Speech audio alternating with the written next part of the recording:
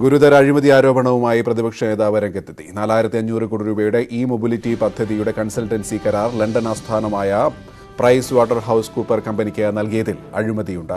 2018 സെബി നിരോധിച്ച കമ്പനിക്ക് സംസ്ഥാന സർക്കാർ കരാർ നൽകിയത് എല്ലാ മാനദണ്ഡങ്ങളും കാറ്റിൽ പറത്തിയാണ്. 4500 കോടി രൂപ മുടക്കി 3000 ഇലക്ട്രിക് ബസ് വാങ്ങാനുള്ളതാണ് പദ്ധതി. മുഖ്യമന്ത്രി നേരിട്ട് താൽപര്യമെടുത്താണ് കരാർ എടുത്തതെന്നും ചെന്നിത്തല ആരോപിച്ചു. യാതൊരു വിധത്തിലും നടപ്പാകുകയില്ല എന്ന് ബോധ്യമുള്ള വൻകിട പദ്ധതികളുടെ പേര് പറഞ്ഞുകൊണ്ട് ചർച്ചകൾ നടത്തുകയും അതിനുവേണ്ടി കൺസൾട്ടൻസികളെ നിയമിക്കുകയും അതുവഴി കൊള്ള നടത്തുകയും ചെയ്യുന്നതാണ് പുതിയ ഒരു നീക്കം. ഇതിൻ്റെ എല്ലാം പിന്നിൽ കോടികളുടെ അഴിമതിയാണ് ഉള്ളത്. ഈ മൊബിലിറ്റി പദ്ധതി എന്നൊരു പദ്ധതി പ്രകാരം 4500 കോടി രൂപ മുടക്കി 3000 ബസ്സുകൾ വാങ്ങുന്ന ഇലക്ട്രിക് ബസ്സുകൾ വാങ്ങുന്ന ഒരു പദ്ധതിയാണ് ഇപ്പോൾ ഗവൺമെന്റ്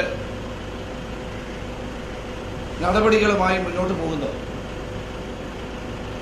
ഇതിന് ലണ്ടൻ ആസ്ഥാനമായ പ്രൈസ് വാട്ടർ ഹൗസ് കൂപ്പർ എന്ന് പറയുന്ന ഒരു കമ്പനിയാണ് ഇതിന്റെ കൺസൾട്ടൻസി ഗവൺമെന്റ് നൽകിയിരിക്കുന്നത്. ഈ കൺസൾട്ടൻസി കരാർ നൽകുന്നത് വളരെ ദുരൂഹമായ ഒരു നടപടിയാണ്. ഈ കമ്പനിയെ സംബന്ധിച്ചിടത്തോളം വലിയ തോതിലുള്ള പരാതിയും നിയമ നടപടികളും ഇന്ത്യയിൽ നടന്നുകൊണ്ടിരിക്കുകയാണ്. സെബി ഈ കമ്പനിയെ 2 വർഷത്തേക്ക് നിരോധിച്ചിരിക്കുകയാണ്. 9 കേസുകൾ നേരിടുന്ന ഒരു കമ്പനിയാണ്. ഈ ഇന്ത്യയിൽ നടന്ന ഏറ്റവും വലിയ കുംഭകോണത്തിൽ എന്താണ് സത്യം കുംഭകോണം. വിജയ മല്യയുടെ നേതൃത്വത്തിൽ നടന്ന യുണൈറ്റഡ് സ്പിരിറ്റ് സ്കാം, നോക്കിയ ഇടപാടിലെ നികുതി വെട്ടിപ്പ് തുടങ്ങിയ ആരോപണങ്ങൾ നേരിടുന്ന ഒരു കമ്പനിയാണ്. ഈ ബഹിരാഷ്ട്ര കമ്പനിക്ക് കൺസൾട്ടൻസി നൽകിയത് മാനദണ്ഡങ്ങളെ പൂർണ്ണമായും കാറ്റിൽ പറത്തിക്കൊണ്ടാണ്. ഇത് മുഖ്യമന്ത്രി തന്നെ നേരിട്ട് താൽപര്യമെടുത്ത് നൽകിയിട്ടുള്ള ഒരു കൺസൾട്ടൻസിയാണ്.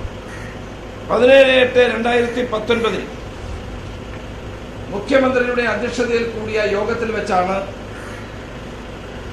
ഈ കൺസൾട്ടൻസി പ്രൈസ് വാട്ടർ ഹൗസ് കൂപ്പറിന് നൽകാനുള്ള തീരുമാനമെടുത്തത്. ഇവിടെ ടെൻഡർ വിളിച്ചിട്ടില്ല. അതോടൊപ്പം തന്നെ സെക്രട്ടേറിയറ്റ് മാനുവൽ പരിപാലിക്കപ്പെട്ടിട്ടില്ല. എന്നാൽ പ്രതിപക്ഷ നേതാവിന്റെ ആരോപണത്തിൽ കൃത്യമായ മറുപടി പറയാൻ ഗതാഗത മന്ത്രി എ കെ ശശീന്ദ്രൻ തയ്യാറായില്ല. ഫയലുകൾ വിശദമായി പരിശോധിച്ച ശേഷം മറുപടി പറയാം, എല്ലാ കാര്യങ്ങളും പരിശോധിക്കണം, ആർക്കെങ്കിലും കരാർ കൊടുക്കണമെന്നോ കൊടുക്കരുതെന്നോ ഒരു കാര്യത്തിൽ മുഖ്യമന്ത്രി പറഞ്ഞിട്ടില്ല എന്നും ശശീന്ദ്രൻ പറഞ്ഞു. ഈ മൊബിലിറ്റി പോളിസി സർക്കാർ അംഗീകരിച്ചതാണ്. ആ പോളിസിയുടെ ഭാഗമായി സർക്കാർ ചില നടപടികൾ സ്വാഭാവികമായിട്ടും നടത്തിയിട്ടുണ്ടാവും. അതിനൊരു DPR തയ്യാറാക്കേണ്ടത് സ്വാഭാവികമാണ്. അത്തരമൊരു DPR സംബന്ധിച്ച അവസാന ധാരണയിൽ സർക്കാർ ഫയലിൽ എത്തിയിട്ടുണ്ടോ ഇല്ലേ, അദ്ദേഹം പറഞ്ഞത്. അപ്പോൾ എന്താണ് അദ്ദേഹം ഉദ്ദേശിച്ചതെന്ന് എനിക്ക് പൂർണ്ണമായും മനസ്സിലായാലാണ് അത് സംബന്ധിച്ച് കൃത്യമായൊരു, ഏതായാലും ഇപ്പോൾ അദ്ദേഹം ഉന്നയിച്ച ആക്ഷേപങ്ങൾ ഒന്ന് പഠിക്കേണ്ടതുണ്ട്. അല്ല, യോഗത്തിൽ വെച്ചാണോ അനുമതി നൽകുക? അതും എനിക്കറിയില്ല. ഒരു യോഗത്തിൽ വെച്ചിട്ട് എങ്ങനെ അനുമതി നൽകുക? അപ്പോൾ അതവിടെ പരിശോധിക്കേണ്ടതുണ്ടെന്ന് പറഞ്ഞു. ഒരു യോഗത്തിൽ വെച്ചിട്ട് ഒരു അനുമതി നൽകുള്ളൂ. യോഗത്തിൽ ഡിസ്കഷനിലേ നടക്കുള്ളൂ.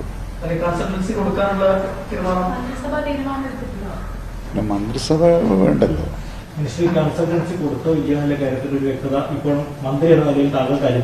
അല്ല, അത് എഗ്രിമെന്റ് ആയിട്ടില്ലെന്നാണ് എന്റെ, ഞാനത് പറഞ്ഞു, ഒന്നും കൂടി പറയാം, എഗ്രിമെന്റ് ആയിട്ടില്ലെന്നാണ് എന്റെ ധാരണ.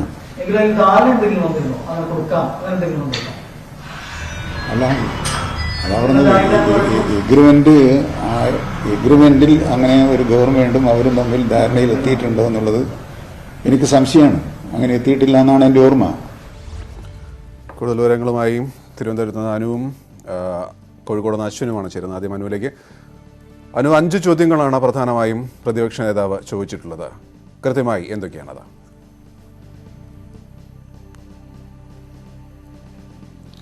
ഗോപി, സംസ്ഥാന സർക്കാരിനെതിരെ മറ്റൊരു അഴിമതി ആരോപണവുമായിട്ടാണ് പ്രതിപക്ഷ നേതാവ് രമേശ് ചെന്നിത്തല രംഗത്തെത്തിയിരിക്കുന്നത്.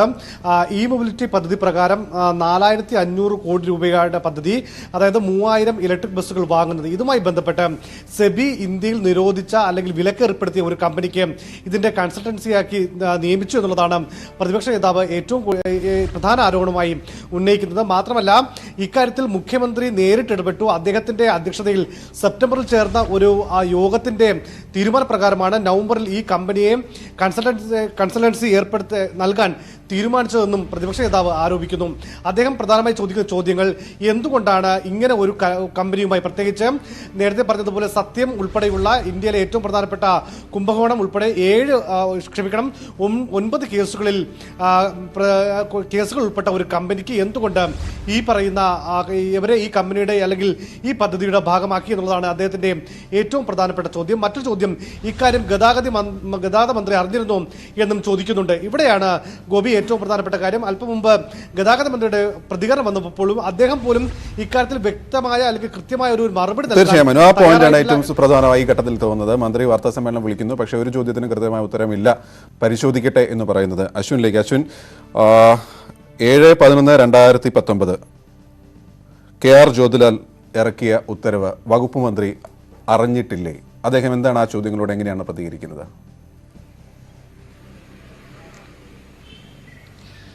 ഗോപി, ഇക്കാര്യത്തിൽ ഇത്തരത്തിലൊരു കരാർ ഉണ്ടായിട്ടില്ല എന്ന് തന്നെയാണ് മന്ത്രി പറയുന്നത്. തന്റെ അറിവിൽ അത്തരത്തിൽ ഈ പ്രൈസ് വാട്ടർ ഹൗസ് കൂപ്പർ എന്ന കമ്പനിക്ക് ഒരു കരാർ നൽകിയിട്ടില്ല.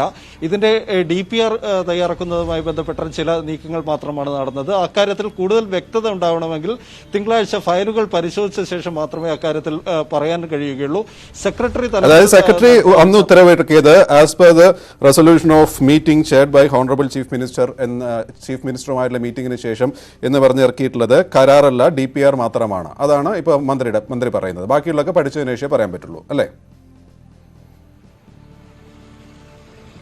തീർച്ചയായിട്ടും അത്തരത്തിലൊരു കരാർ ഇതുവരെ ഉണ്ടായിട്ടില്ല. ആ കരാർ ഇനി അത്തരത്തിൽ കരാറിലേക്ക് നീങ്ങിയിട്ടുണ്ടോ, ആ ഫയൽ മുന്നോട്ടേക്ക് പോയിട്ടുണ്ടോ എന്നൊക്കെ അറിയാൻ തനിക്കിപ്പോൾ അതിനെക്കുറിച്ച് കൂടുതൽ വ്യക്തതയില്ല. അത് അറിയണമെങ്കിൽ തിങ്കളാഴ്ച ഫയൽ പരിശോധിച്ച ശേഷം മാത്രമേ മനസ്സിലാവൂ എന്ന് പറയുന്നു. മറ്റൊരു കാര്യം കൂടി പറയുന്നത്, മുഖ്യമന്ത്രി ഇങ്ങനെ ഏതെങ്കിലും കമ്പനിയുമായി ധാരണയിലെത്താനോ അല്ലെങ്കിൽ കരാറിൽ ഏർപ്പെടാനോ വേണ്ടി യാതൊരു നിർദ്ദേശവും മുഖ്യമന്ത്രിയുടെ ഭാഗത്തു നിന്നുണ്ടായിട്ടില്ല.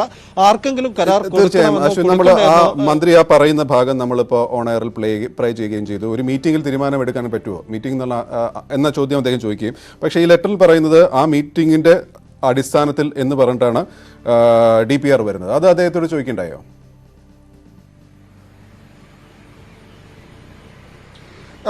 ആ ചോദ്യമുണ്ടായി. അദ്ദേഹം പറയുന്നത് ഇതുമായി ബന്ധപ്പെട്ട കൂടുതൽ കാര്യങ്ങൾ തനിക്ക് ഇപ്പോൾ വ്യക്തതയില്ല. ഒരു DPR തയ്യാറാക്കുന്നതുമായി ബന്ധപ്പെട്ട ഒരു മീറ്റിംഗ് മാത്രമാണ് നടന്നത്.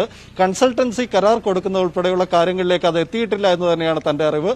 ഇനി അതല്ല, അത്തരത്തിൽ രമേശ് ചെന്നിത്തല ഉന്നയിക്കുന്നത് പോലെ അതുപോലെ കരാർ ഉണ്ടായിട്ടുണ്ടോ ഇല്ലയോ എന്ന് പരിശോധിക്കാൻ തനിക്ക് ഫയലുകൾ പരിശോധിക്കണം. അതിനെക്കുറിച്ച് കൂടുതൽ അറിവില്ല, അക്കാര്യത്തിൽ വ്യക്തതയില്ല എന്ന് തന്നെ അദ്ദേഹം പറയുന്നു.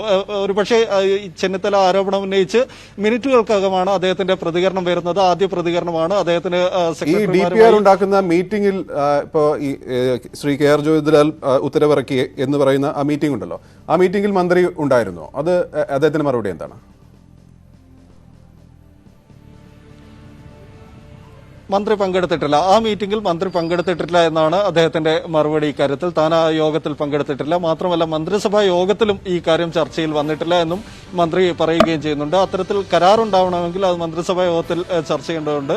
മന്ത്രിസഭാ യോഗത്തിൽ താൻ പങ്കെടുത്ത മന്ത്രിസഭാ യോഗത്തിൽ ഇത് ചർച്ചയായിട്ടില്ല എന്നും അദ്ദേഹം പറയുന്നുമുണ്ട്. ശ്രീ ജോസഫ് വാഴക്കൻ ചെയ്യുന്നു. ശ്രീ ജോസഫ് വാഴക്കൻ, മന്ത്രിയുടെ മറുപടികൾ വന്നു കഴിഞ്ഞു. അദ്ദേഹം പഠിക്കാൻ സമയവും ചോദിച്ചിട്ടുണ്ട്. കുറച്ചും കൂടി പഠിച്ചതിന് ശേഷം മറുപടി പറയാൻ പറ്റുള്ളൂ എന്നുള്ളത്. എങ്ങനെയാണ് ഇതുവരെ ഈ സംഭവങ്ങളെ താങ്കൾ കാണുന്നത്? ഈ മന്ത്രിസഭ അധികാരത്തിൽ വന്നതിന് ശേഷം പ്രത്യേകിച്ച് മുഖ്യമന്ത്രി ശ്രീ പിണറായി വിജയൻ ഇടപെട്ട് നടത്തിയിട്ടുള്ള മിക്കവാറും കരാറുകളൊക്കെ ഇതുപോലെയായിരുന്നു. അദ്ദേഹത്തിനെ അവിടെ ചോദ്യം ചെയ്യാൻ ആരുമില്ല. അതുകൊണ്ട് തന്നെ അദ്ദേഹം മന്ത്രിസഭയിലേക്ക് കൊണ്ടുപോകാറില്ല. പാർട്ടിയും ഗവൺമെന്റും എല്ലാം ഒരു വ്യക്തിയായതുകൊണ്ട് അത് ഒരു രാഷ്ട്രീയ തീരുമാനത്തിന് വേണ്ടി LDF-ലോ പാർട്ടിയിലോ പോകാറില്ല. അദ്ദേഹത്തിന് ആരെങ്കിലും വന്ന് കണ്ടു അതിന്റെ മറ്റു കാര്യങ്ങളിൽ ലാഭവും ബോധ്യപ്പെട്ട് കഴിഞ്ഞാൽ ഉടനെ ബന്ധപ്പെട്ട സെക്രട്ടറിമാരെ വിളിച്ചു വരുത്തി ഉടനെ അതിന്റെ കരാറിലേക്ക് നീങ്ങാനും ബാക്കി കണ്ടീഷനുകൾ സംസാരിക്കാനും ഉള്ള ഒരു നടപടി. ഇതാണ് പല കാര്യങ്ങളിലും കാണുന്നത്. അതിലൊരു സംശയം കൂടി, ഈ കരാർ ഉണ്ടാക്കിയിട്ടില്ല എന്നാണ് മന്ത്രി ഇപ്പോഴും പറയുന്നത്, ഉണ്ടാക്കിയതായിട്ട് അറിയില്ല എന്ന്. താങ്കളുടെ അറിവ് പ്രകാരം കരാർ നിലവിൽ വന്നിട്ടുണ്ടോ? കൺസൾട്ടൻസി കരാറ് ഉണ്ടാക്കുവാൻ വേണ്ടിയിട്ടുള്ള ധാരണ ഉണ്ടായിട്ടുണ്ടെന്നാണ് ഞാൻ മനസ്സിലാക്കുന്നത്. അതുണ്ട്. ആ ധാരണ 7/11/2009 DPR വന്നിട്ടുണ്ട്. അതിനുശേഷം കരാർ വന്നിട്ടുണ്ടോ? അത് കൺസൾട്ടൻസി കരാറ് ഉണ്ടായിട്ടുണ്ട് എന്നാണ് മനസ്സിലാക്കുന്നത്. അത് ഞാനും ഈ പറഞ്ഞതുപോലെ പ്രതിപക്ഷ നേതാവിന്റെ പത്രസമ്മേളനം കാണുകയും പിന്നീട് അതിനെക്കുറിച്ച് അന്വേഷിച്ച് എനിക്ക് മനസ്സിലായിട്ടുള്ള കാര്യങ്ങളാണ്. അതിന്റെ ബന്ധപ്പെട്ട രേഖകളൊന്നും നേരിട്ട് കാണാനുള്ള സൗകര്യം എനിക്ക് ഉണ്ടായിട്ടില്ല. ഏതായാലും അത് അദ്ദേഹത്തിന്റെ ആ രേഖ ഉണ്ടാകും. കാരണം അദ്ദേഹം ഇതുവരെ കഴിഞ്ഞ കുറെ നാളുകളായി അദ്ദേഹം പുറത്തുവിടുന്ന എല്ലാ കാര്യങ്ങളിലും വളരെ വ്യക്തതയോടുകൂടിയാണ്. അതിലൊന്നും ഇതുവരെയും ഒരു പെശക് പറ്റിയിട്ടുള്ളതായിട്ട് മനസ്സിലാവുന്നില്ല. ആ കരാർ ഉണ്ടെങ്കിൽ അതിന്റെ ഡേറ്റ് ആയിരിക്കും ഇനി വളരെ പ്രധാനമാകാൻ തോന്നുന്നു സാർ. ഞാൻ സംശയം പറയുകയാണ്. കാരണം 7/11/2019 ഈ DPR ഉണ്ടാക്കുന്നത്. ആ സമയത്ത് സുപ്രീം കോടതി ഈ കമ്പനിക്കുള്ള ബാൻ നിലനിൽക്കുമെന്ന് പറഞ്ഞിരുന്നില്ല. 19-ാം തീയതിയാണ് പറഞ്ഞിരുന്നത്. അപ്പോൾ അതിനുശേഷമാണ് കരാർ ഉണ്ടാക്കിയെങ്കിലാണ് ഈ പറയുന്ന ഒരു വലിയ നിയമപ്രശ്നത്തിലേക്ക് മാറുക എന്നുകൂടിയുണ്ട്. അത് ആ ഒരു സംശയമുള്ള കൂടി ചോദിച്ചാണ്. ഏതായാലും മന്ത്രി പറയും ഇതിനകത്ത് പിന്നെ സ്റ്റെബി 2 വർഷത്തേക്ക് ഇവരെ നേരത്തെ നിരോധിച്ചിരുന്നതാണ്. അതുപോലെ തന്നെ ഇവരുടെ പേരിൽ 6-7 കേസുകളുണ്ട്. നമ്മുടെ സത്യം കമ്പ്യൂട്ടേഴ്സിന്റെ സ്കാൻഡലുമായി ബന്ധപ്പെട്ട് ഇവരെ US commission, US securities and exchange commission എന്ന് പറഞ്ഞ കമ്മീഷന് ഇവരെ $6 മില്യൺ പിഴ അടപ്പിച്ചിട്ടുള്ളവരാണ്.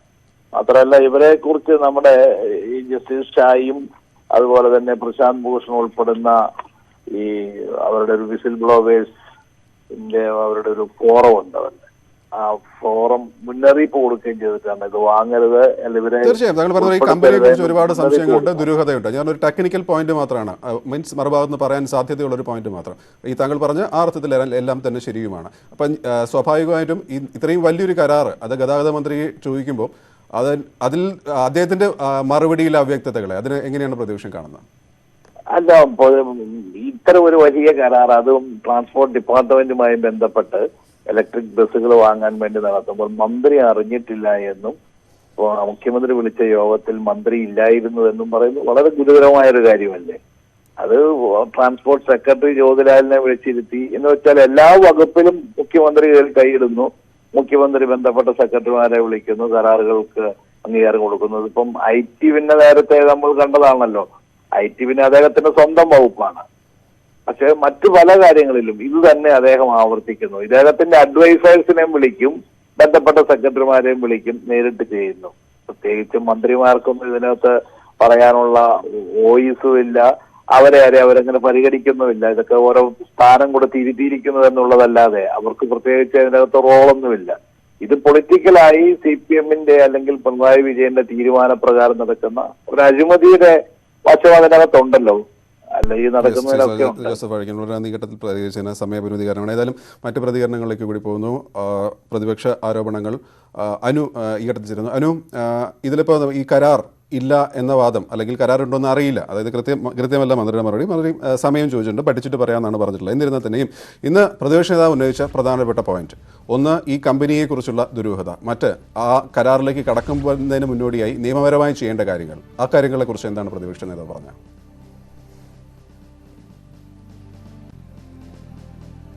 പ്രതിപക്ഷ നേതാവ് പിന്നീട് ചോദിച്ചത് ഈ കരാറിൽ അല്ലെങ്കിൽ ഈ കരാറുമായി ബന്ധപ്പെട്ട് ഗതാഗത മന്ത്രിക്ക് അറിവുണ്ടോ എന്നുള്ള ചോദ്യമാണ് പ്രതിപക്ഷ നേതാവ് രണ്ടാമതായി ആരോപിച്ചിട്ടുള്ളത്. മാത്രമല്ല സെബിയുടെ നിരോധനം നിലനിൽക്കെ എന്തിനാണ് ഇത്ര ധൃതി പിടിച്ച് മുഖ്യമന്ത്രി ഈ കമ്പനിക്ക് അല്ലെങ്കിൽ ഈ കമ്പനിയെ കൺസൾട്ടൻസിയാക്കി ചുമതലപ്പെടുത്തി എന്നും അദ്ദേഹം ചോദിക്കുന്നുണ്ട്.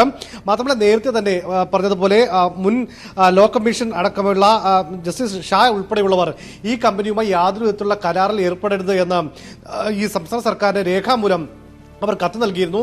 പ്രധാനമന്ത്രി നരേന്ദ്രമോദി ഉൾപ്പെടെയുള്ളവർക്കും ഈ കത്ത് അവർ അയച്ചിട്ടുണ്ട്. കാരണം ഈ കമ്പനി വലിയ ഗുരുതരമായ ആരോപണങ്ങൾ നേരിടുന്ന കമ്പനിയാണ്, ഇന്ത്യയിലെ വിവിധ കേസുകൾ നേരിടുന്ന കമ്പനിയാണ്. അതുകൊണ്ട് ഈ കമ്പനിയുമായി യാതൊരു വിധത്തിലുള്ള കരാറിൽ ഏർപ്പെടരുതെന്ന് കാട്ടി ഈ നേരത്തെ പറഞ്ഞ ഈ വിസിൽ ബ്ലോവേഴ്സ് ഉൾപ്പെടെയുള്ള അല്ലെങ്കിൽ പ്രശാന്ത് ഭൂഷൺ ഉൾപ്പെടെയുള്ള ആൾക്കാർ ഈ സംസ്ഥാന സർക്കാർ മുഖ്യമന്ത്രി പിണറായി വിജയൻ പോലും കത്തയച്ചിട്ടുണ്ട്. ഈ കത്തിനെ മറികടന്നുകൊണ്ട് എങ്ങനെ ഈ കമ്പനിയുമായി കരാറിൽ ഏർപ്പെട്ടു എന്നും അദ്ദേഹം ചോദിക്കുന്നു. ഇത്തരത്തിൽ പ്രതിപക്ഷ നേതാവ് ഉയർത്തുന്ന പ്രധാനപ്പെട്ട ആരോപണങ്ങൾ ഇതാണ്, ചോദ്യങ്ങൾ ഇതാണ്. ഇക്കാര്യത്തിൽ മുഖ്യമന്ത്രിക്ക് കൃത്യമായ ഒരു പങ്കുണ്ട്. മുഖ്യമന്ത്രിയുടെ നേരിട്ടുള്ള ഇടപെടൽ കാരണമാണ് ഈ പറയുന്ന പ്രൈസ് വാട്ടർ ഹൗസ് കൂപ്പർ എന്ന് പറയുന്ന കമ്പനിക്ക് കരാർ നൽകിയത്. ഇത് മുഖ്യമന്ത്രിക്ക് ഒരു പ്രത്യേക താല്പര്യമുണ്ടായിരുന്നു. ആ താല്പര്യം എന്താണ് എന്നുള്ളതാണ് പ്രതിപക്ഷ നേതാവ് നേരത്തെയും ഈ അല്പസമയം മുമ്പ് വാർത്താ സമ്മേളനത്തിൽ ഉയർത്തിയതും. തീർച്ചയായും അതുമായി ബന്ധപ്പെട്ട് വരും ദിവസങ്ങളിൽ കൂടുതൽ വെളിപ്പെടുത്തലുകൾ ഉണ്ടാകുമെന്നും അദ്ദേഹം സൂചനയും നൽകിയിട്ടുണ്ട്. ഗോപി, അശ്വിനിലേക്ക് കൂടി. അശ്വിൻ, ഈ അനു പറഞ്ഞ പോലെ ഈ 7/11/2019 ഉണ്ടാക്കിയ ഈ ഒരു ഉത്തരവ്, അതിനുശേഷം നിരവധി പേർ ഈ കമ്പനിയുടെ ഉദ്ദേശശുദ്ധിയെക്കുറിച്ച്, ഈ കമ്പനിയുടെ മുൻകാല ചരിത്രത്തെക്കുറിച്ച് പറയുന്നു, വിസിൽ ബ്ലോവേഴ്സ് പരാതി കൊടുക്കുന്നു. അത്തരം ഒരു കേസിനെ കുറിച്ചാണ് നമ്മൾ ഇന്ന് അശ്വിൻ അടക്കമുള്ള മാധ്യമപ്രവർത്തകർ മന്ത്രിയോട് ചോദിച്ചത്. അപ്പോഴാണ് മന്ത്രി അത് പഠിച്ചിട്ട് പറയാം എന്ന് പറയുന്നത്, അല്ലേ? മന്ത്രി ഇക്കാര്യത്തിൽ പറയുന്ന ഒറ്റ കാര്യമാണ്, ഇതിൽ DPR അതിനപ്പുറത്തേക്ക് ഒരു കരാറിലേക്ക് ഇത് എത്തിയിട്ടില്ല എന്ന് തന്നെയാണ് തന്റെ ബോധ്യം എന്ന് മന്ത്രി പറയുന്നു. പക്ഷേ സുപ്രധാനമായ പോയിന്റാണ്, കരാറിൽ എത്തിയിട്ടില്ല എങ്കിൽ ഈ വാദങ്ങളൊന്നും നിലനിൽക്കുകയുമില്ല. DPR ആ ഡേറ്റ് വെച്ച് നോക്കിയാണ്. പക്ഷേ അത് അനുസൂചിപ്പിച്ച പോലെ വരും ദിവസങ്ങളിലെ വെളിപ്പെടുത്തലനുസരിച്ചിരിക്കും. ഏതായാലും നിലവിൽ ഇതാണ് മന്ത്രി പറയുന്നത്. തീർച്ചയായിട്ടും അത് അങ്ങനെ തന്നെയാണ്. അത് മാത്രമല്ല, ഇക്കാര്യത്തിൽ ഒരു പക്ഷേ ഈ നാളെ ഗതാഗത മന്ത്രിയോ അതല്ലെങ്കിൽ മുഖ്യമന്ത്രി തന്നെയോ ഇക്കാര്യത്തിൽ കൂടുതൽ വിശദാംശങ്ങളുമായി എത്താനും സാധ്യതയുണ്ട്. ഇങ്ങനെയെങ്കിൽ പ്രതിപക്ഷ ആരോപണത്തെ ഇവർ പ്രതിരോധിക്കാൻ ഉദ്ദേശിക്കുന്നതും അങ്ങനെ തന്നെയായിരിക്കും. ഇത് തികച്ചും സാങ്കേതികമായ ഒരു പ്രക്രിയ മാത്രമാണ്. DPR തയ്യാറാക്കാനുള്ള ഒരു ചുമതല മാത്രമാണ് നൽകിയത്. ആ കാര്യത്തിൽ DPR തയ്യാറായിട്ടുണ്ടോ എന്നുള്ളതിൽ പോലും അവ്യക്തതയുണ്ട്. അത് കരാറിന്റെ ഘട്ടത്തിലേക്ക് എത്തിയിട്ടില്ല. അത്തരത്തിലൊരു കരാറില്ല എന്ന് പറഞ്ഞുകൊണ്ട് തന്നെയായിരിക്കും ഒരുപക്ഷെ പ്രതിപക്ഷത്തിന്റെ ഈ ആരോപണങ്ങൾ സർക്കാർ നേരിടുക. വിവരം നൽകിയത് അനുവും അശ്വിനുമാണ്. നാട്ടിലേക്ക് യാത്രാ സൗകര്യം ഇല്ലാത്തതിനാൽ വിഴിഞ്ഞം സ്വദേശികളായ മത്സ്യത്തൊഴിലാളികൾ ഇറാനിൽ ദുരിതത്തിൽ. ഭക്ഷണമോ താമസിക്കാൻ ഒരു സ്ഥലമോ ഇല്ലാതെ പെരുവഴിയിലായിരിക്കുകയാണ് 26 സംഘം. എംബസിയെ ബന്ധപ്പെട്ടിട്ടും നടപടി ഉണ്ടായില്ല എന്നിവർ പറയുന്നു. 26 പേരടങ്ങുന്ന മത്സ്യത്തൊഴിലാളികളായാണ് നിങ്ങളിപ്പോൾ കണ്ടുകൊണ്ടിരിക്കുന്നത്.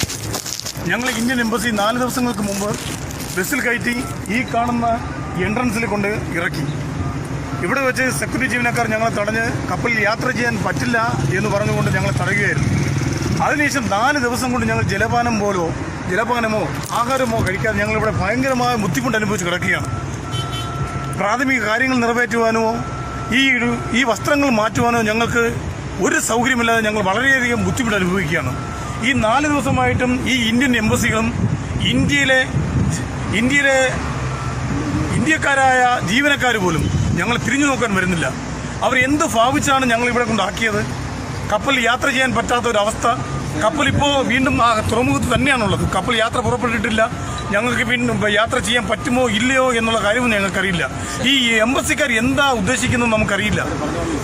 ഈ എംബസിക്കാരോട് ഒരിക്കലും ഈ കാലം ഇവരോട് പൊറുക്കില്ല.